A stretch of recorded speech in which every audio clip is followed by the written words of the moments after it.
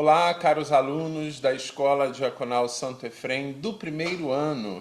Hoje, nossa aula, para assim iniciarmos os estudos filosóficos do segundo semestre, será nesta modalidade virtual, e gravada, Então, quero vos dizer que esta aula está restrita a vocês e ela não pode, portanto, ser reproduzida para outros, Ela ficará disponível, até um certo momento e depois ela será eliminada da nossa página, Queridos, nós iniciamos o estudo de filosofia, do segundo semestre da nossa escola a partir de uma pessoa que é santo da Igreja Católica e que muito contribuiu para a filosofia num sentido geral, no sentido extra-católico, extra-cristão, e contribuiu com isso para a vida cristã, não somente no âmbito da filosofia, mas, sobremaneira, no âmbito da teologia. Estamos falando aqui nada mais, nada menos do que Santo Tomás de Aquino, E você pode, então, pegar aí a sua apostila na página 2 e você vai ver lá Tomás de Aquino, OP, Essa sigla aí significa que Tomás de Aquino era um homem religioso no sentido de que participava de uma congregação religiosa. E OP significa a Ordem dos Pregadores. Logo aí no início da nossa apostila você tem o quadro cronológico de sua vida. E perpassando aqui rapidamente, nós vamos nos deter em alguns pontos, apenas para vocês se situarem. Nós estamos ali no século XIII, em 1225, quando ele nasce. São Tomás de Aquino já se torna um oblato beneditino em Monte Cassino, estuda na Universidade de Nápoles, entra na Ordem dos Pregadores. E ao entrar na Ordem dos Pregadores, ele é sequestrado por seus irmãos, porque seus irmãos não queriam que ele fosse um religioso. E aí, conta-nos a história de que Tomás de Aquino ficou preso no sótão de casa, melhor dizendo, no porão de casa, E ali o único acesso que ele tinha era a Sagrada Escritura. E esse tempo de reclusão, aonde ele ficou em torno de um ano, Tomás de Aquino viveu um momento muito fecundo da sua vida, poderíamos, enquanto cristãos católicos, considerarmos que assim foi um momento sublime de sua vida, porque uma vez que ele estava detido dentro de casa, o único acesso que ele tinha era a Sagrada Escritura. E foi ali num estudo, acurado, meditativo, onde não somente leu, mas ruminou a palavra em sua vida, em que nós podemos então conhecer de onde veio tanta sabedoria de alguém que transitava pela filosofia e pela teologia com muita tranquilidade, com muita pedagogia e didática. Então, seguindo aqui a nossa cronologia, São Tomás, então depois desse período de detenção familiar, ele termina o seu noviciado com os dominicanos, e se torna, portanto, um discípulo de Santo Alberto Magno, um discípulo fiel de Santo Alberto. Recebe a ordenação sacerdotal e inicia o magistério, ensinando primeiramente em Colônia, Depois ele faz, aí, como vemos, o seu bacharelado, Depois ele obtém a licencia docendi, por ordem do Papa Alexandre IV, para lecionar na Universidade de Paris. Ele volta à Itália, exerce o magistério junto à Corte Pontifícia, exerce um segundo professorado em Paris, regressa à Itália e exerce o magistério na Universidade de Nápoles, vai para o Castelo de San Severino, e inicia a sua viagem ao Concílio de Lyon, ao convite do Papa Gregório X, E, no meio do caminho, em Fossa Nova, ele vem a óbito, né? A 7 de março de 1274. Não muito distante, nós podemos perceber que em 1323 foi canonizado por João 22, né? Queridos, a gente pode perceber aí, né, que São Tomás de Aquino está vivendo num contexto histórico da Idade Média, onde havia um sentimento renovador que abrasava o coração dos jovens cristãos que viam as transformações sociais e políticas como novas exigências postas pelo cristianismo, assim sendo um desafio do século. Então, há um movimento denominado evangelismo, que é uma tentativa de voltar aos valores básicos propostos ao homem pelo evangelho. E aqui nós vamos ter ordens, né, que vão empreender o evangelismo em seu carisma. E aí você tem de um lado os franciscanos, né, pelo carisma da pobreza, e os dominicanos pelo carisma da pregação. Então, enquanto um prega, o outro pratica, né? Então nós temos aqui nesse período duas ordens religiosas que se destacam. De um lado os franciscanos e de outro lado os dominicanos. E muito interessante é que São Tomás de Aquino, no exercício do seu magistério, né, ele compreende, né, a pregação como um carisma pela qual ele se identifica, né, e por isso ele exerce também, né, a função aí, a missão, a nobre missão de ser professor, né? E o que é que São Tomás de Aquino vai ensinar, né? Primeiramente, ele tem contato com as obras de Aristóteles, né, que causa um certo fascínio nos jovens, favorece, possibilita a renovação da cultura, né, e ele estuda profundamente os originais. E ao se deparar com as obras de Aristóteles, São Tomás considera válido, né, rejeita aquilo que é duvidoso, demonstrando, né, a consonância com a revelação. E aqui, abrindo um parênteses, a gente pode perceber, né, o quanto a sabedoria divina, aquilo que Deus ordena ao homem, né, através da revelação, né, desde a criação, o quanto isso está radicado e tão presente na humanidade, porque faz parte da sua natureza, está inserido e não tem como negar isso, né? E Aristóteles, então, como que fazendo uma comparação, né? Vive como um cristão sem conhecer a mensagem, ou seja, ele vive dos princípios que compreendem a sua natureza, né? É em Aristóteles que São Tomás vai enxergar, né, lampejos de uma harmonia entre fé e razão, né? E a partir disso ele então forma a cultura dos séculos seguintes, né? Forma a cultura dos séculos seguintes.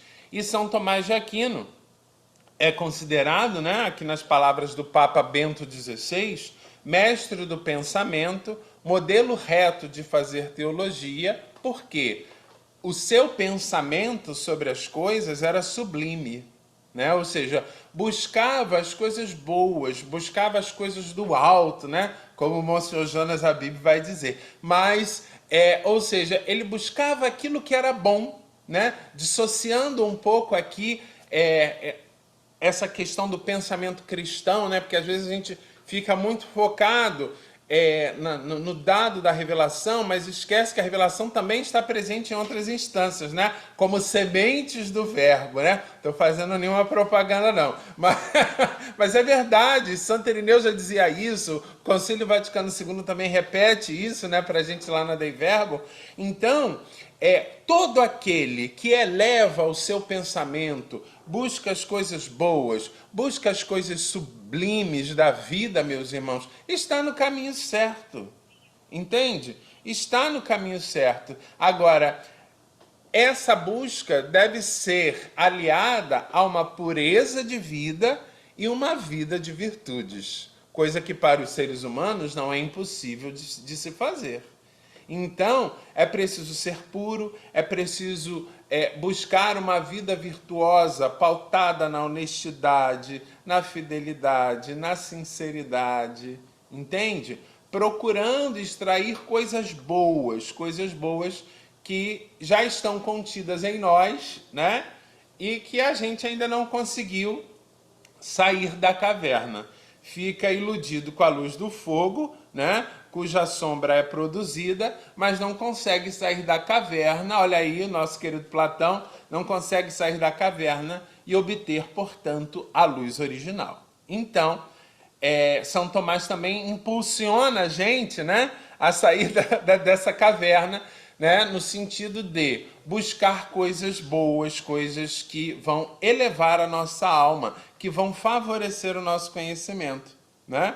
E aí é muito interessante que quando a gente se propõe a um processo de estudos, a gente, quando chega no final daquela etapa, né, porque estudar nunca vai ser demais, nunca vai ter interrupção, né?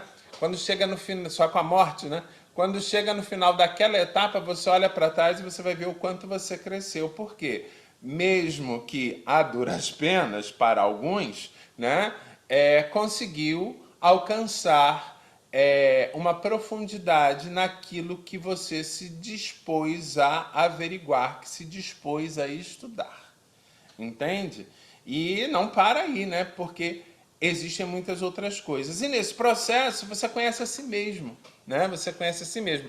Vocês aí do primeiro ano já caminharam 6 meses, né? 4 meses de aula apenas, né? Mais um ano de propedêutico, né? E podem já começar a vislumbrar alguma coisa que as aulas despertaram ou favoreceram vocês a uma profundidade, a uma busca, né? Olha só que bonito, né? Tanto a profundidade quanto as coisas do alto, né? Ou seja, aquilo que é mais elevado na vida humana. E não se acostumar com as coisas corriqueiras, né? Muito bem. Queridos, São Tomás de Aquino, né? Temos aqui a sua contribuição, né, para a filosofia. Foi um homem que, como acabamos de ver, que compreendeu o exercício de um magistério, né? De um magistério brilhante, aonde não era aceito por todos, mas era respeitado e admirado pelo fato de sua doutrina ser superior, útil, valorosa e servia de corretivo para doutrinas de outros. São Tomás era um pregador público de fala simples, mas fervorosa, sadia e enriquecedora. Olha lá, meus irmãos, vocês, né, que estão querendo, pedindo à igreja, né, o sacramento da ordem no grau do diaconato, né? Pregador público de fala simples, fervorosa, sadia e enriquecedora. Olha só, você não precisa, né? Você não precisa falar 10.000 línguas, né? Ser um poliglota. Mas se você tem o conhecimento e desenvolve isso numa fala simples, né? De tal modo que as pessoas entendam com fervor, ou seja, vem do teu coração, tá? Você projeta ali a sua alma, né? Quem está te ouvindo vai entender perfeitamente bem, né? De forma sadia, de forma a estimular a pessoa, né?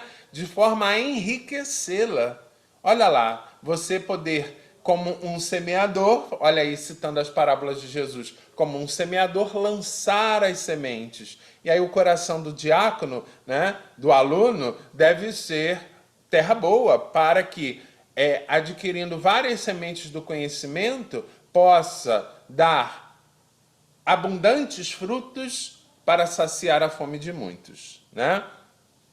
São Tomás de Aquino era uma pessoa que tinha uma inteligência descomunal, né? Mas era simples e considerava seus escritos um monte de palha, porque, segundo ele, tudo que se pensa e diz sobre a fé com toda elevação e pureza é ultrapassado pela grandeza e beleza de Deus. Ou seja, ele reconhece a sua limitação, mas ao mesmo tempo ele reconhece a sua capacidade de estudar mais. Ele reconhece a sua capacidade de mergulhar no profundo do conhecimento, né? E não se contentar com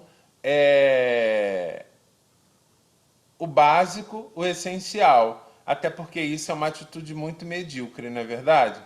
Se contentar com o básico, com o essencial, é uma atitude muito medíocre. Eu espero que os meus alunos, futuros diáconos, não se contentem em apenas ler o evangelho do dia e fazer uma pregação, né, tão somente a partir dali, sem entender o contexto histórico, sem entender todo o cenário que compreende aquela perícope, sem estudar, né?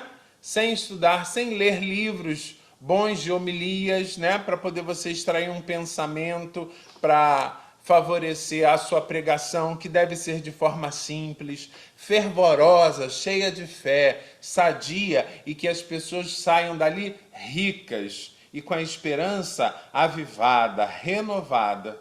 Entendeu? É assim que eu desejo e espero dos meus queridos alunos, né? Dos ensinamentos de São Tomás, a gente tem alguma coisa aqui, né, que o Papa Bento XVI ilustra para a gente. Ele vai dizer assim: o homem conhece algo do próprio ser e não apenas suas funções e aspectos físicos e biológicos. Ou seja, existe algo que ainda você não conhece, mas que você está sendo chamado a conhecer. Algo que não conhece, mas que está dentro de você e que você é chamado a conhecer. Por isso que eu digo que a gente não pode se contentar com o pouco, né? Não pode terminar a escola diaconal, graças a Deus acabou isso, né? E, enfim, né? Tenham bastante livros, isso aqui é uma pequena parte, porque ainda tem mais aqui atrás, né? Mas estudem, leiam, né? Procurem os cursos, enfim, meus irmãos. Olha só, o cristão pode alcançar a perfeição de se viver uma autêntica relação de fé em Cristo e se abrir à ação do Espírito Santo que atua sobre a natureza humana. Olha aqui, né? Que beleza, né? Os cristãos, por serem o que são cristãos, né? Eles têm a consciência de terem uma ajuda do alto para descobrirem isso que estão dentro deles. E uma ajuda do alto para se dilatarem, se abrirem para a revelação do Pai. Aí tem a perspectiva da fé, né? As virtudes, terceiro ensinamento de São Tomás, estão na natureza e a graça divina apenas acompanha, sustenta e incentiva o compromisso ético, né? Então, se você deseja ser um homem, né, virtuoso, né, por aqui, por ali ou por cá, vá, né? Você tem força, você tem capacidade, e uma vez que você é cristão, né, a graça de Deus vai te indicar os caminhos, entende? Vai te indicar os caminhos para poder você alcançar. Caminhos estes que não serão nunca aquilo que a gente pensa, né? A gente pode, quando a gente solicita a ajuda da graça, ela mostra exatamente qual é o caminho. E nos favorece ao entendimento disso. Quem não tem a graça é mais difícil, não é verdade?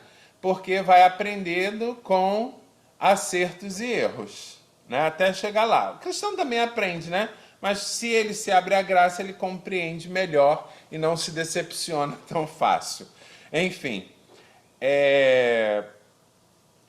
as virtudes brotam também da fé viva e da piedade fervorosa. São Tomás de Aquino faz aqui uma defesa da fé, dizendo que ela é fonte, né?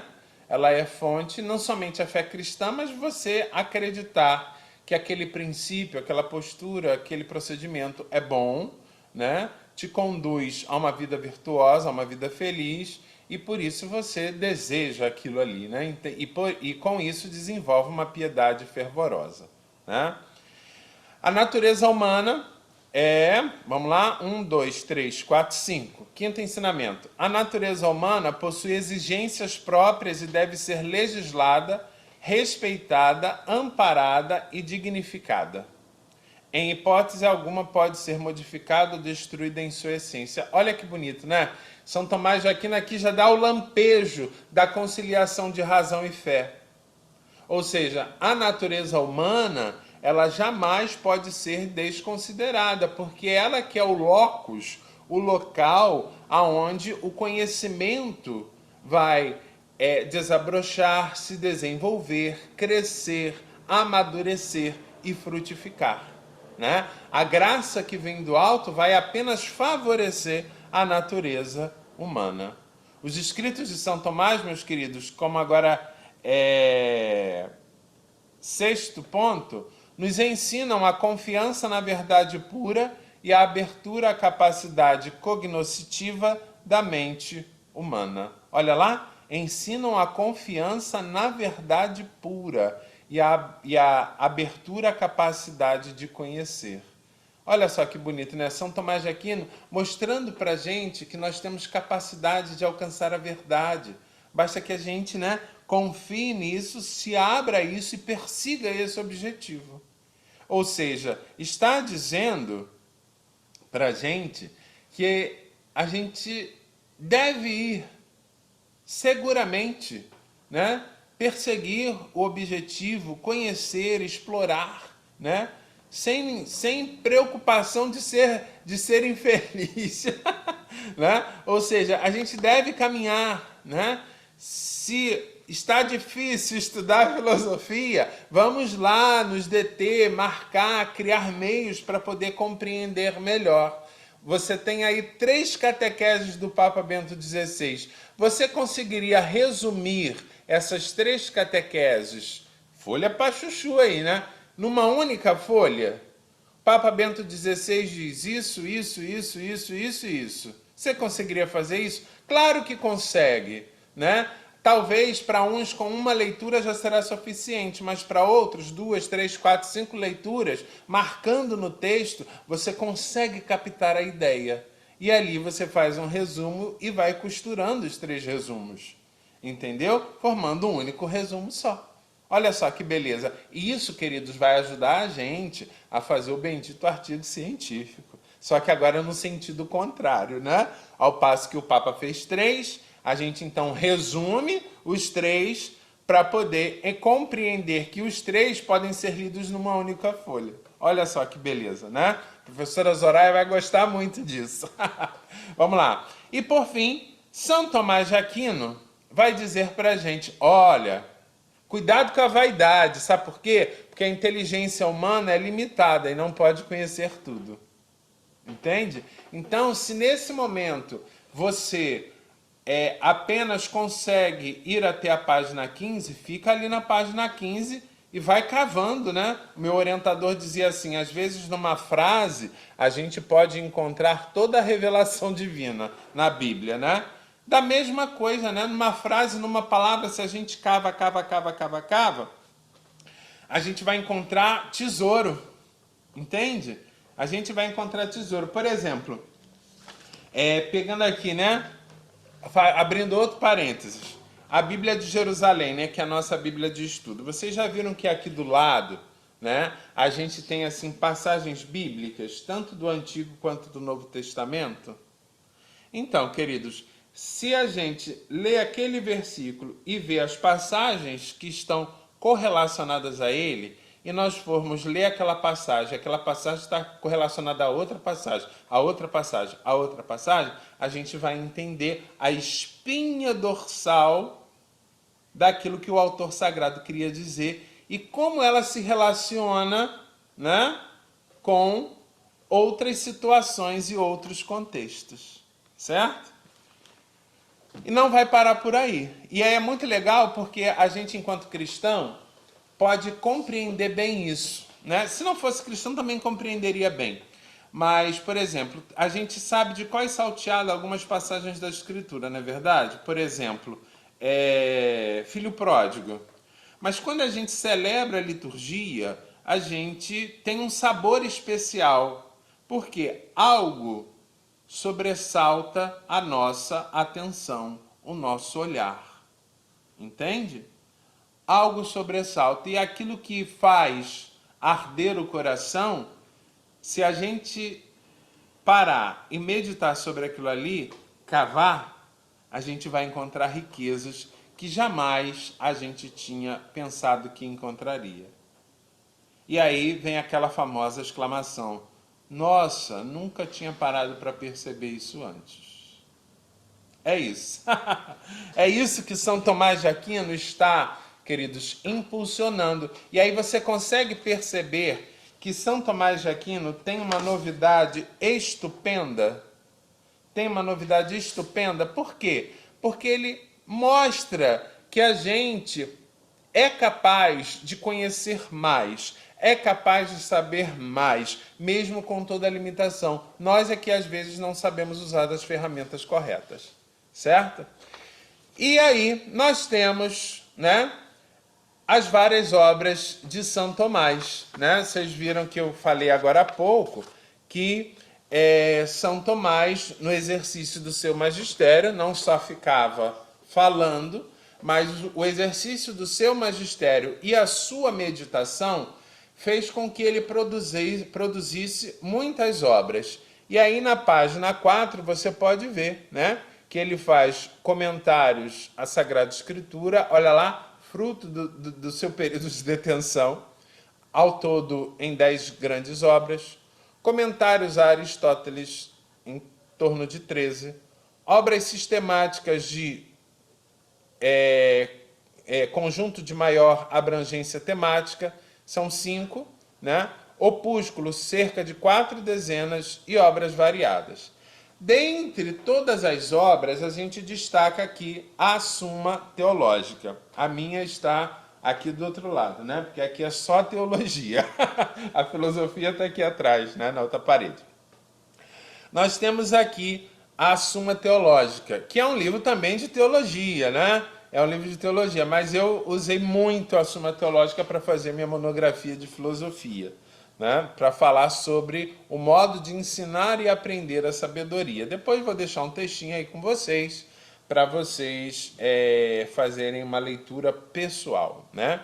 Então, queridos, a Suma Teológica é uma grande obra de teologia de São Tomás de Aquino, que é fruto do seu magistério, porque São Tomás de Aquino, sabe como é que ele ensinava? Ele chegava na turma, né? Na classe, na academia, e jogava uma questão, né?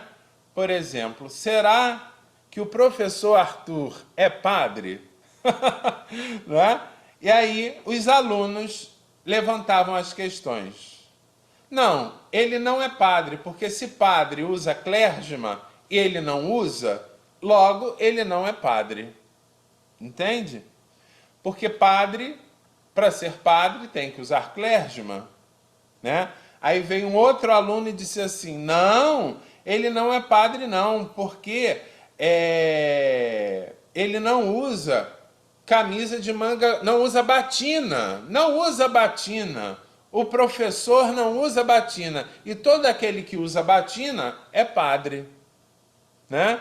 E aí, um terceiro aluno vem com a pergunta e diz assim, não, o professor Arthur não é padre não, né? Uma pergunta não, um questionamento. Uma afirmação, melhor dizendo, né? O professor Arthur não é padre não, porque ele tem uma tatuagem. E tatuagem é pecado, né? E padre não faria tatuagem, ele tem uma tatuagem, né?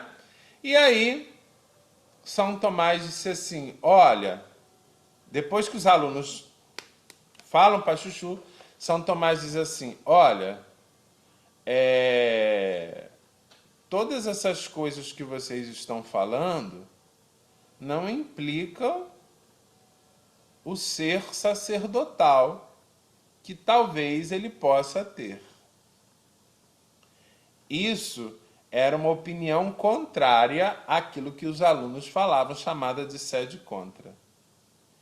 E aí, São Tomás de Aquino dizia assim, sabe por quê?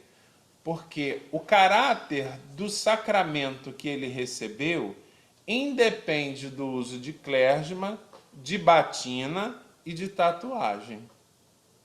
Porque o caráter foi impresso na sua essência, na sua alma, e não naquilo que lhe é exterior. Por isso que o hábito, aí ele começa a responder a cada aluno, O hábito não faz o monge. Então, ele pode estar de clérigma, pode estar de batina, como pode não estar, mas não deixará de ser padre. Até mesmo a tatuagem que ele possui, né? Até mesmo a tatuagem que ele possui. E aí, fim da história. Entendeu? São Tomás de Aquino aproveitava aquilo que os alunos traziam, porque aquilo que os alunos traziam era a capacidade deles. E de compreender, né? E os alunos, por sua vez, ao ofertarem a capacidade deles, São Tomás de Aquino, partindo daquilo que os alunos traziam, mostrava coisas que eles ainda não haviam compreendido ou enxergado. Entendeu? Era assim, numa relação mútua de troca de conhecimento. Os alunos sabiam o que eles tinham, apresentavam o que eles tinham, São Tomás apresentava o que eles tinham e formava-se, então, um belo estudo. Era assim que você pode encontrar a Suma Teológica. Eu vou mandar para vocês também um PDF, né, da Suma Teológica para vocês verem como é que São Tomás construía o pensamento. Tá certo? Muito bem, meus irmãos. Agora nós vamos a contribuição de São Tomás para a filosofia, que vocês já sabem, né? Que nós já falamos lá na aula de filosofia medieval, né? E nós retomamos aqui para que o conteúdo da aula seja coroado com isso, né? São Tomás de Aquino vai desenvolver, assim, a filosofia do ser. E você pode, se você quiser, acompanhar aí na página 2, né? O ser como ato. O descobrimento do ser como ato, esse ut actus, em São Tomás, proporciona ao tomismo uma situação privilegiada. Mesmo no pensamento contemporâneo, confirma-o Cornélio Fabro. Cornélio Fabro é um seguidor de São Tomás, é um tomista, né? Concretamente, São Tomás supera a relação ou tensão aristotélica entre ato e potência, de modo que o ato não é intrinsecamente informante como para Aristóteles, mas é constitutivo de si mesmo em sua emergência sobre qualquer potência. A tensão entre transcendência e imanência se explica e resolve no ato de ser fundante o ens, também no conhecimento, que remete necessariamente ao ipsum esse subsistem, através da participação. Aristóteles fora conduzido pelo processo de seu desenvolvimento teórico a uma formalização do conceito de ser, isto é, o sentido fundamental de ser é a forma do ente. Vocês sabem que ente é ser em latim. É sob esse foco que se pode notar com clareza a novidade da interpretação tomista. Com São Tomás, em definitiva, o ser, para além da forma, constitui ato primeiro e mais íntimo do ente, que entra no interior, confere ao sujeito a sua perfeição, pois qualquer ato ou perfeição antes deve ser, ou seja, há de ter previamente o ato de ser, do contrário, nada seria. Este parágrafo tem que ser grifado, tá bom? Esse parágrafo tem que ser grifado. Ou seja, vamos lá, havia uma tensão entre ato e potência, né? Ou seja, o ato, que é aquilo que é, oculta, né, uma potência, uma capacidade de vir a ser. Temos aqui a minha água. O que pode vir a ser esta água? Entende? É a questão da prova passada, né? O que pode vir a ser esta água? Eu posso fazer o que com esta água? Eu posso fazer uma saborosa limonada. Pois é, pego o limão, espremo, coloco aqui e vai nascer então uma limonada, Entende? Então, esta água oculta a capacidade de ser uma limonada, certo? E nessa relação de ato e potência é que está a questão. Quem vem primeiro? Entende? E aí São Tomás vai dizer assim, olha, para além da forma, o ser é o ato primeiro e mais íntimo, e que confere ao sujeito toda a perfeição, porque qualquer ato antes deve ser, ou seja, há de ter previamente o ato de ser, do contrário, nada seria. Ou seja, toda a potência está contida num ato, certo? Toda a potência está contida num ato. A limonada é potência deste ato. O suco de manga é potência deste ato. Entende? Várias coisas são potência desse ato. Então, o ato, né? Ele é primeiro. Porque é ele quem dá origem a todas as coisas. E São Tomás vai entender que o ato é o ser. Entende? É o ser. Porque é ele quem dá a forma, a existência, quem revela, de certo modo, a essência das coisas. Então, o que é o ser? O ser é aquilo que é. O ser possui uma essência que o caracteriza. Qual é a essência da água? A acuidade, seria isso? O H2O, né? Ou seja, o que faz a água ser água. Entende? Qual é a essência do ser humano? A sua humanidade. Entendeu? A sua humanidade. É isso que faz o humano ser humano, a sua humanidade. Então, por isso que possui uma essência. E a essência é o que faz a água ser água. Entendeu? O ato de ser primeiro é a perfeição fundamental. E aqui a gente lembra aquela questão do mundo das ideias, de Platão? O mundo das ideias é o ato primeiro. Entende? É o ato primeiro do qual geram todos os demais. Certo? Tem na existência o seu aspecto interior. Perdão, exterior. Tem na sua existência o aspecto exterior. Se eu falasse de água, vocês nunca iam saber que é isso aqui, sem conhecer antes. Entende? Então, o ser água independe disso aqui. Mundo das ideias. Existe o primeiro, não existe? Que a gente só pode conhecer por abstração, somente pela mente.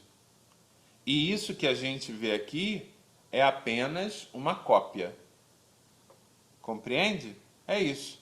Então, pensar é o ato primeiro, agir é o ato segundo. Ato segundo. E o ato primeiro? Está aqui. Qual foi a contribuição da filosofia para a filosofia de São Tomás de Aquino? Qual foi a contribuição de São Tomás de Aquino para a filosofia? Fica melhor assim, né? Qual foi a contribuição de São Tomás de Aquino para a filosofia? Foi a descoberta do ato de ser como ato primeiro. A descoberta do ser como ato primeiro. Por quê? Para que todas as coisas pudessem existir, elas teriam que ser primeiro. Entenderam? É isso. Entende? Isso aqui é ato segundo, né? Porque existe um ato primeiro da qual se originou todas as coisas. E isso nós chamamos, segundo São Tomás, de ser. Tá certo? Leiam a apostila, né? Porque daqui a pouquinho nós vamos ter a nossa aula presencial. tá certo? Um grande abraço e até mais.